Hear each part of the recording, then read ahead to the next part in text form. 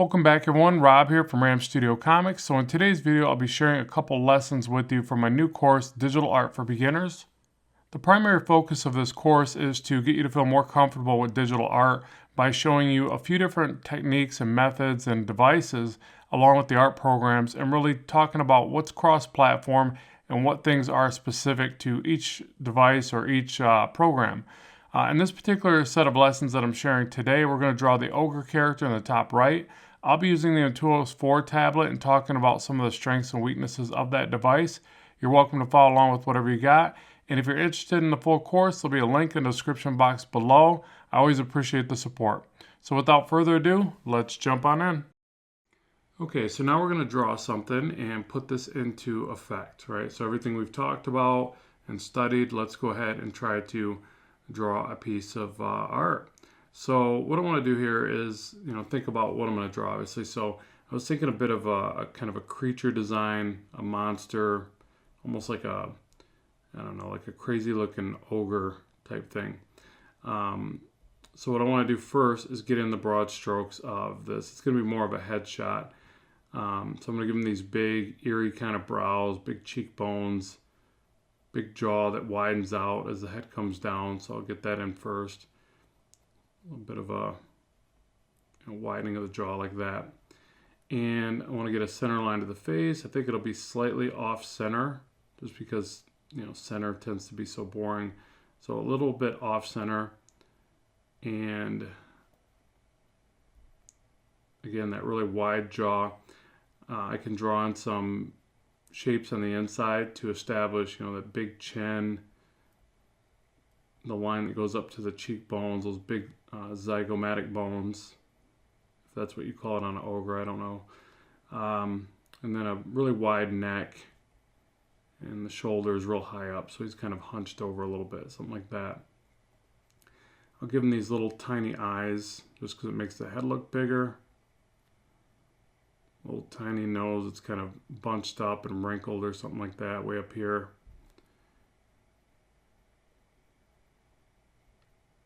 Big bottom lip, kind of jetted out a little bit, like a bit of an underbite. And then,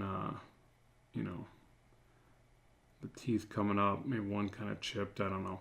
So something like that. Anyways, again, the broad strokes of this concept. Big brows, big forehead, lots of wrinkles. So at this stage, very messy, very loose, and again, gestural, just trying to find this concept. I can't remember what their ears look like. Do they have ears that kind of come off out a bit, I think, like this? I don't know, it's been a long time since I've been face to face with an ogre. Something like that. Give him some big hoop earrings. That would be kind of cool. Little details. And so at this point, this is pretty much the same way that I would draw on paper. I don't know if there's anything different. The one thing I could say about drawing digitally is that since I know I can edit so much, it tends to allow me to draw for a longer period of time in a loose fashion, because I just know that it doesn't matter. Like it starts to look like, well, I could fix that in so many ways. It doesn't matter. I don't worry too much about it. Where when I'm drawing on paper, if the idea isn't going in the right direction, I might try to fix it sooner rather than later, especially if I'm using a darker lead, because I start to think about messing up the paper a little bit. It's one of the reasons why I always use Bristol board when drawing traditionally, because it holds up so well to erasing, and I'm a kind of an eraseaholic. But when I work like this, I don't worry about that at all, because it doesn't matter. There's so many ways to edit this. It just doesn't matter, and the paper is definitely not going to get messed up. It's a digital canvas. So at this point, I don't know that it's a whole lot different, other than, again, I know I don't have to worry too much about edits, which also might lead to me trying more inventive ideas, I guess, in a sense, because again, it's it's real easy to change it. Like I might throw this weird little skull cap on them with a spike on the top. I don't know. I would do that regardless. It's not really something I would do digitally or traditionally. But I'll make sure to point out the things that are different about digital. I just have to do it as I come up to it, because right now I really want to focus on the concept of what I'm drawing. And if I don't, if I think too much about, kind of like what I'm going to teach ahead of what I'm going to draw, it'll affect the design process of this character. Now, I also want to put like some scars and some imperfections. That's always fun. He looks like he's been in battle and he's got the worst end of the deal a few times. Maybe some, goatee or something like that might be kind of fun. Maybe a braid off his chin. So all this stuff is just fun, food for thought. But you see, I get it in there very loose, very scribbly, very gesturally. And I do like this drawing process for that reason. Like, something about drawing on this tablet is very loose and gestural. So in which case you get a lot of energy to that concept, which is a good thing, because control can be deceiving. The hand control that we have or think we have at times can be somewhat deceiving. But it's hard because we fight for that for so long. We study drawing, we study how to get more hand control, and then we have to learn at times to let go of that, which is not the easiest thing to do, and even to teach and tell someone to do. They just kind of look at you like, really? It doesn't make any sense. I thought we wanted more hand control. But there are times when you do need that hand control. Things that are more technical and precise, and symmetry is probably a good example. Now I like drawing characters that have no symmetry, because it's so much more forgiving and so much more enjoyable, I think. But there's beauty in symmetry at times. There's beauty in non-symmetry as well, but there's times when you really do want that feeling of symmetry and flow and design.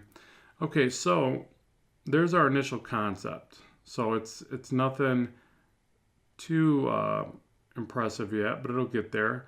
I'm thinking too, like one eye. Here's that asymmetrical value.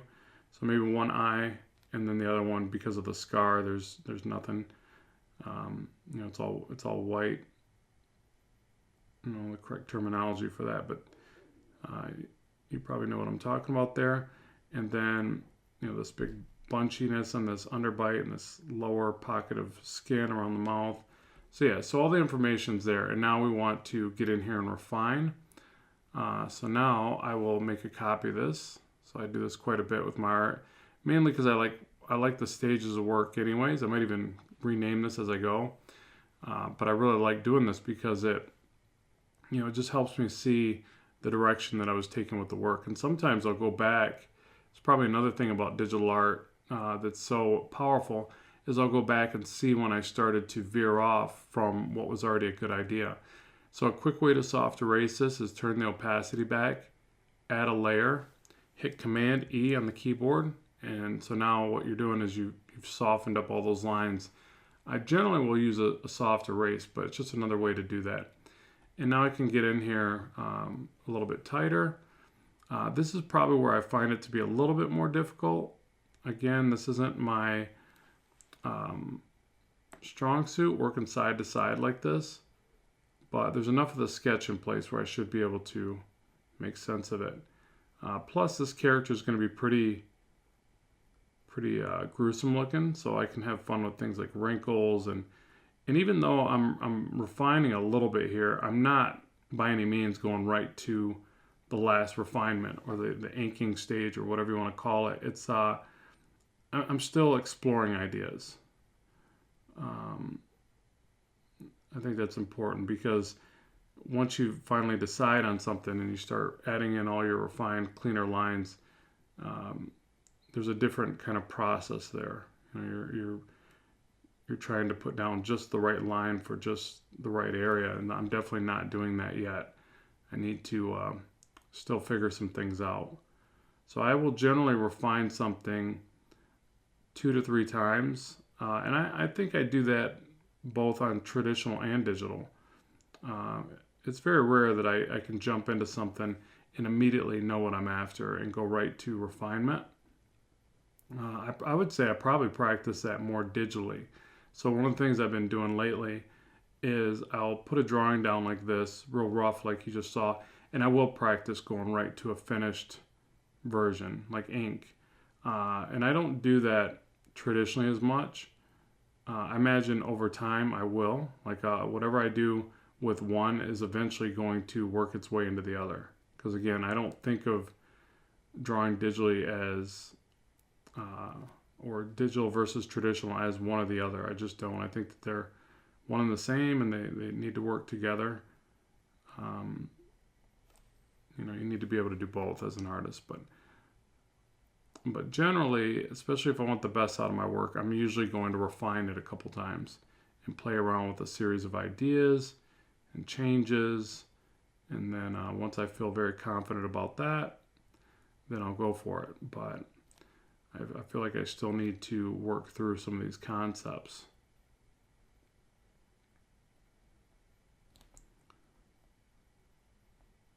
So this is a mix of adding in like little bits of shadow. So it's really line weight, but think of it like adding little pockets of shadow to bring out wrinkles and overlaps, and make the character look more gritty and gruesome even at this stage. Maybe like a little pocket of shadow over here, little shadows in the eye, make that look more rounded. I probably should be flipping this back and forth as well. It's always a good idea.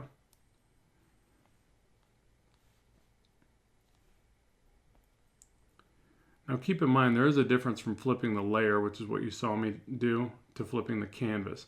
Flipping the canvas is non-destructive. I've never really noticed a bad result with Clip Studio, but I want you to be aware that there are differences because some softwares generally will blur the image by flipping back and forth. So essentially you're flipping pixel data back and forth when you're flipping the layer. But when you're flipping the canvas, generally it's just a visual interpretation of the flip. That's the best way I can think to explain it. Just be aware that there generally is a difference, that you want to, you really want to flip the canvas, not the layer every time. Especially if you're distorting the layer, like flipping it and resizing it.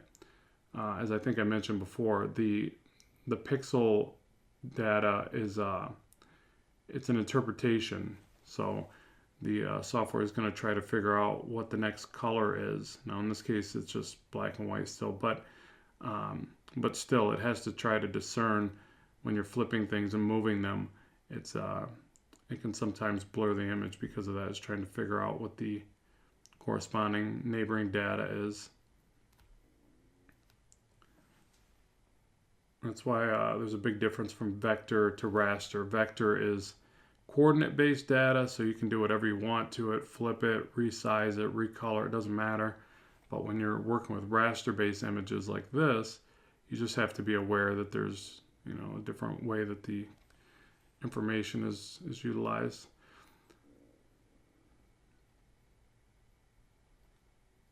All right, so let's get this big clip going across here. See, and I'm starting to feel a little bit more comfortable. I normally would want to rotate this side to side to get more confident lines.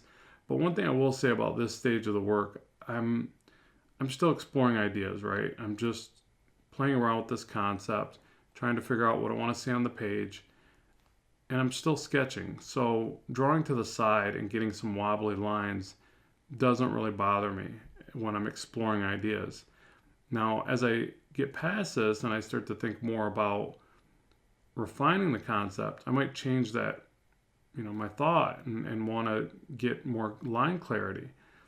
But there's a lot of artists that I've seen that do a really good job at being messy almost right up to the end. But the way they tie it all together with the shadows and the overall process still makes it amazing to look at. And a lot of people get really good at just leaving that messiness in there and still having a really neat piece of artwork. So I don't know. I fight back and forth from this concept of how clean do you really need all this stuff to be. I like clean line work, but something like this, I think I could let it be a bit more gritty and eerie, and that would probably help it. I don't think it needs to be, pretty and concise. And let's go ahead and stop right here. We'll head over to the next lesson and continue refining this artwork. So just skipping through this a little bit, adding some thicker lines, some thinner lines, and really trying to start to texture this as I go as well. So let's flip this again. I'm going to go and flip the layer. I don't think it's going to matter. And let's also check it from a distance. Oops.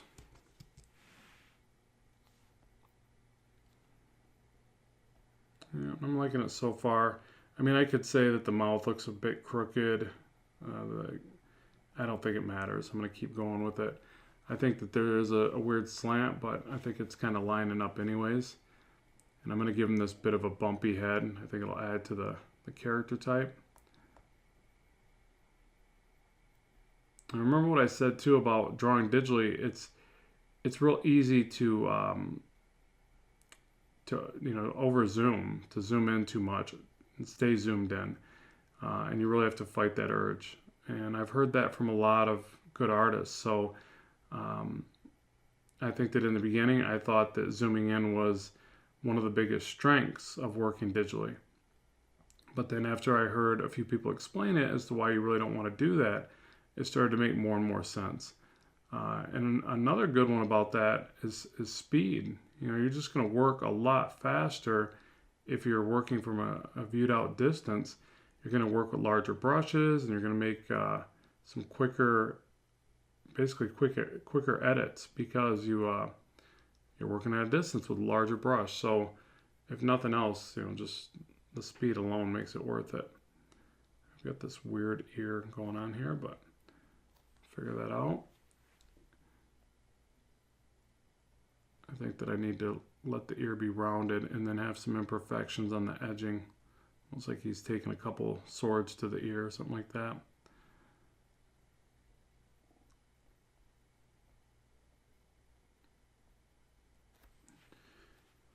All right, and on this side, we'll see the eye. Remember, iris placement is really important for mood and expression. So we'll have this tucked up under the eye, which will make him look a bit more unenthused, maybe slightly angry or tired, or both. Something like that. I think lots of little wrinkles. Adds to the flavor of a character like this.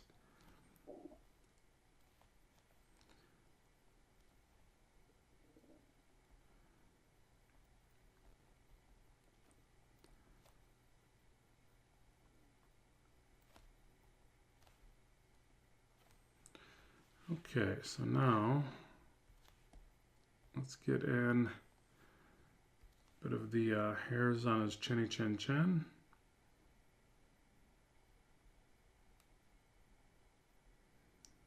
Now obviously it's pretty hard to pull reference for an ogre, but doesn't mean you couldn't pull reference from somebody with a cool chin beard, somebody that's very brutish, muscular, whatever.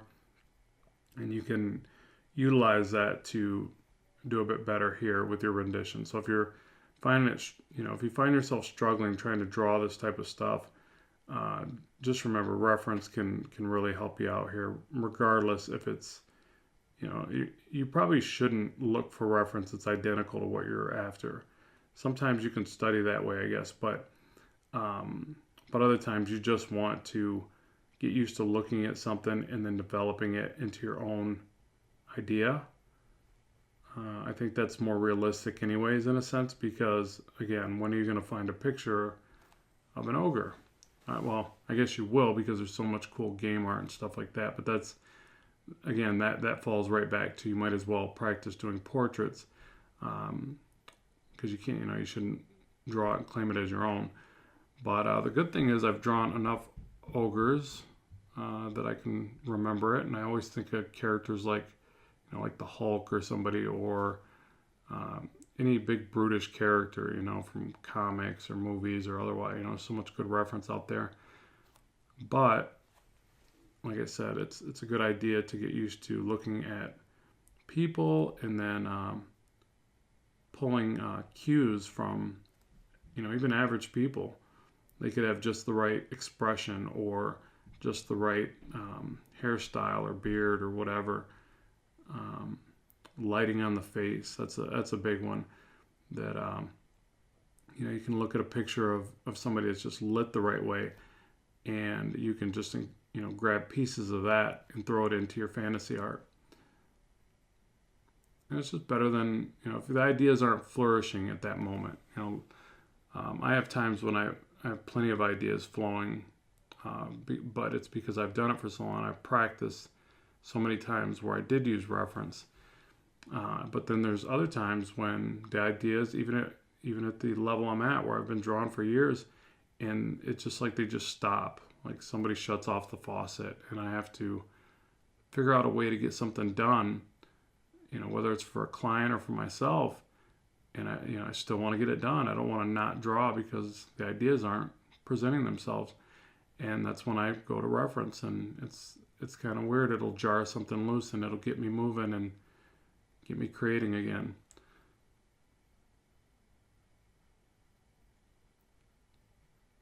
But the main thing is to create every day. I think that it's important, even if it's not your best work, that you just get in the habit of making something each and every day. I'm thinking like some kind of like turtle shell. Maybe this is a turtle shell.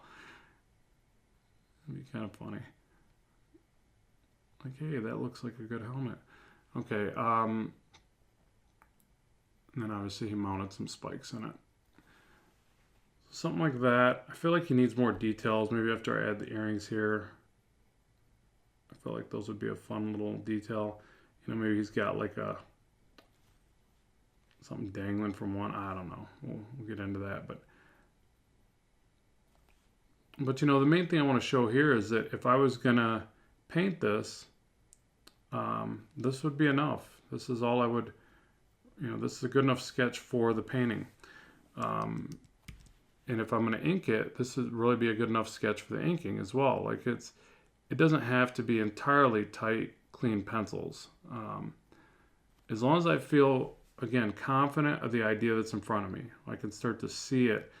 One thing I might add, one thing I would add, if I was going to ink this for, say, a comic style or something like that, I would add in the shadows more clearly.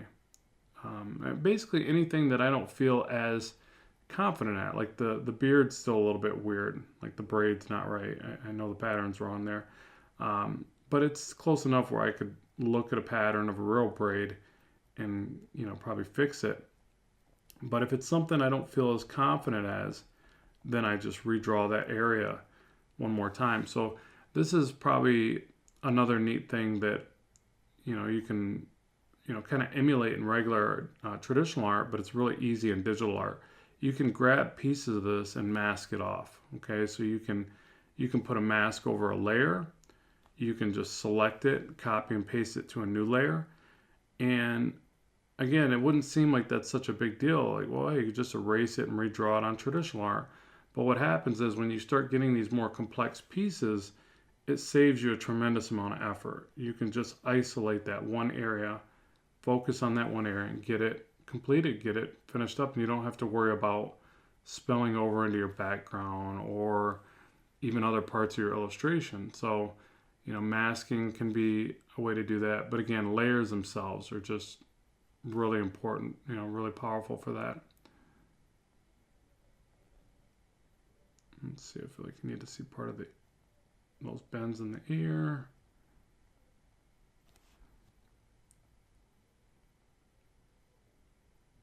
And I'll just kind of keep picking around at this and developing it here and there. was going to give him some armor, but I think we'll just draw on these cool chest muscles, big shoulders.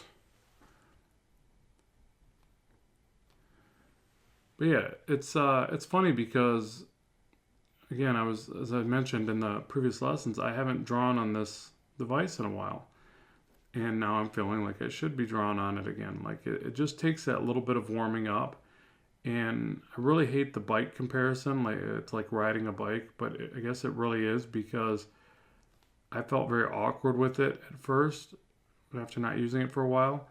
And then within a few hours of developing these lessons, and then ultimately this little piece of art here, I feel comfortable again. I mean, definitely not as comfortable as I got when I was using this every day. Obviously, it just, using it every day, you're going to get very confident with the process. But the thing I can tell you, hopefully the biggest confidence booster that I can give when people are, concerned with whether or not, this tablet would be enough, because, they're so enthralled with all the new technology, is that I have to admit, some of the most amazing artists I have ever met, or I'm sorry, I shouldn't say met, that I've seen work off these types of devices. So it's just kind of neat. Like, it's not the device, it's the artist. It's just the way it is. I don't want to really name the artist. You can find it by looking online and things like that.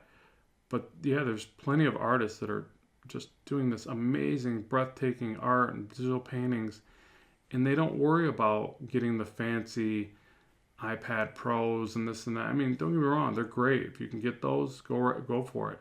But if it's not in your budget, just know that you can find one of these. I've seen these used online for,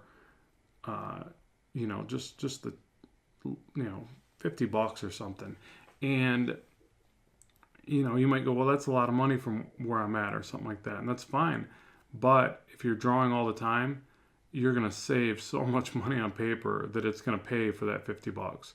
And if you're like, well, it's the computer part of it, there's any number of reasons why maybe it's not as beneficial for you, right? But the thing is honestly, I think when you factor it all in, this is cheaper, not more expensive. And that's just my personal opinion.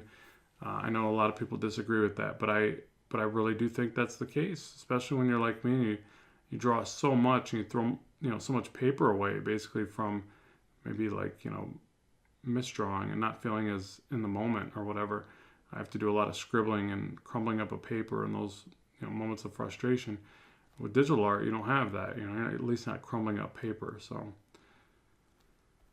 there we go. So there's my doodle. There's my sketch of my mean ogre with some turtle helmet. And so now what I'll do is I'll wrap up here and I'll show you some painting techniques so that you're getting a mix. You're getting how I would draw on this type of device, and equally how I would paint on it. So with that, let's move on to our next lesson. So I hope you enjoyed those sample lessons. Remember, if you'd like to get the full course, the link will be in the description box below. Thanks very much for tuning in. As always, keep drawing, keep having fun, and bye for now.